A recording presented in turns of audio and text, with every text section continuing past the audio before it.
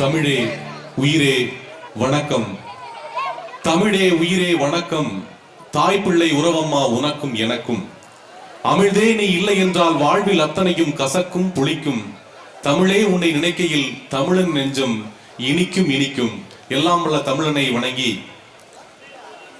கதிர் வெடித்து பிழம்பு விழ கடல் குதித்து சூடாற்ற முதுமை பெறும் நிலப்பரப்பின் முதல் பிறப்பு தோன்றிவிட மணல் வரும் முன் நதி வரும் முன் நலம் வளர்த்த தமிழன் அங்கே பதிமதுரை பாண்டியர்கள் பார்த்தவளே, உன்னை நான் வணங்குவதும் நீ என்னை வாழ்த்துவதும் அன்னை மகற்கிடையே அழகில்லை என்பதனால் உன்னை போற்றி வரும் உன் புகழ்சேர் தன் புலவர் தன்னை வணங்குகின்றேன் தமிழ் புலவர் வாழியரோ. எல்லாம் வல்ல இறைவனை வணங்கி ஒரு அருமையானது ஒரு பட்டி மண்டபத்தை எங்களுக்கு இங்கே வழங்கி இருக்கக்கூடிய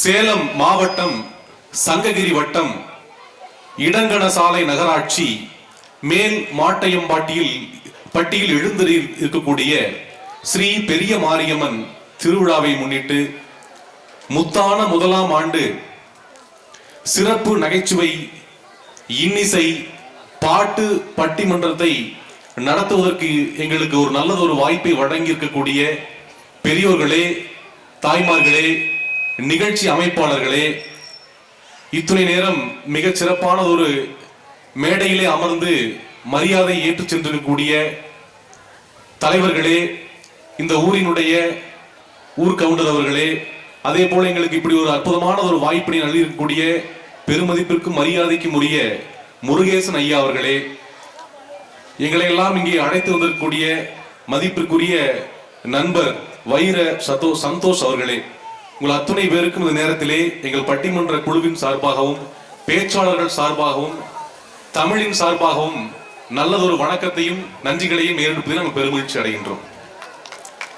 நாங்கள் பல ஊர்களுக்கு சென்று பட்டிமன்றங்கள் பேசுவது உண்டு. அப்படி பல இடங்களுக்கு சென்று பேசினாலும் இந்த ஊரு ஒரு மிகச்சிறந்த ஊருங்க. ஏன்னா இப்ப தலைப்பை பத்தி அவரே அற்புதமா சொன்னாரு.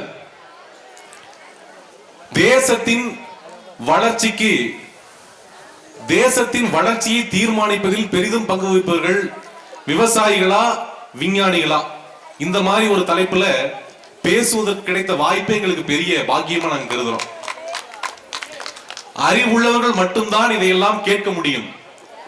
இன்று தமிழகத்திலே கேட்பவர்களுடைய எண்ணிக்கை குறைந்து விட்டது, பார்ப்பவர்களின் எண்ணிக்கை அதிகமாகிவிட்டது.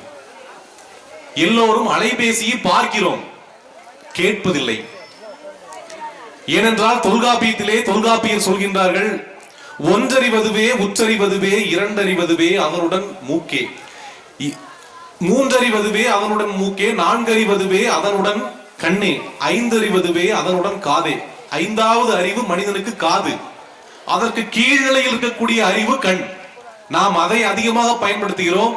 ஐந்தாவது நிலையிலே இருக்கக்கூடிய அறிவான காதுகளை பயன்படுத்துவதை குறைத்து விட்டோம். அதனால்தான் ஆறாவது அறிவாக இருக்கக்கூடிய மனம் செயல்பட மறுக்கிறது. ஆகவே இந்த ஐந்தாவது அறிவை யாரெல்லாம் மிக நன்றாக பயன்படுத்துகின்றார்களோ அவர்கள் எல்லோரும் தமிழகத்தில் ஆகச்சிறந்த மனிதர்களாக உருவாகிறார்கள். அது எப்படி அப்படின்னா, நுணங்கிய கேள்வியர் எல்லார் விளங்கின வாயினர் ஆதல் அரிது என்று வள்ளுவ பெருந்தகை சொல்லுகின்றார். அப்ப நல்ல காது கொடுத்து நீங்க கேட்கணும். நான் இந்த ஊர் வழியே வந்து கொண்டிருக்கும் பொழுது எல்லா மக்களையும் பார்த்து மிகவும் மகிழ்ச்சி அடைந்தேன். ஏனென்று சொன்னால் கிராமத்தில் தான் இந்தியா வாழ்கிறது என்று அண்ணல் காந்தியடிகள் சொன்னார்கள். ஒரு அழகான ஒரு கிராமத்தை நான் இங்கே பார்க்கிறேன். இந்த அற்புதமான கிராமத்திலே ஒரு அமைதியான ஒரு இடத்திலே ஒரு அழகான ஒரு மாரியம்மனுடைய திருக்கோவில் இங்கே வீற்றிருக்கின்றது. அதனை நீங்கள் அத்துணை பேரும் வந்து ரசித்துக் கொண்டிருக்கிறீர்கள்.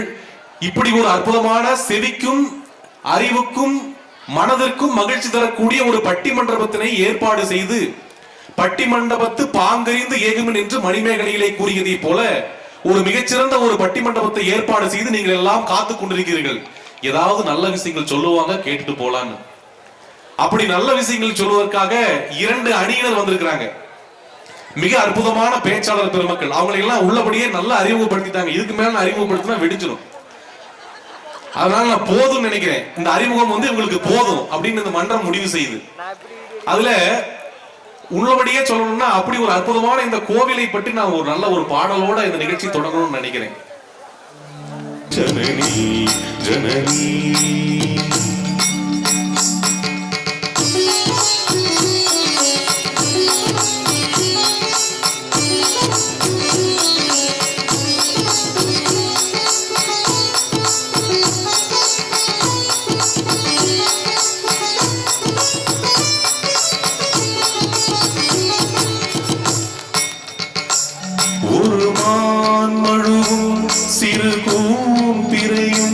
சடைவார் குடவும் இடைவாகனமும் சடைவார் குடவும் இடைவாகனமும் கொண்ட நாயகனின் குளிர் தேகத்திலே நின்ற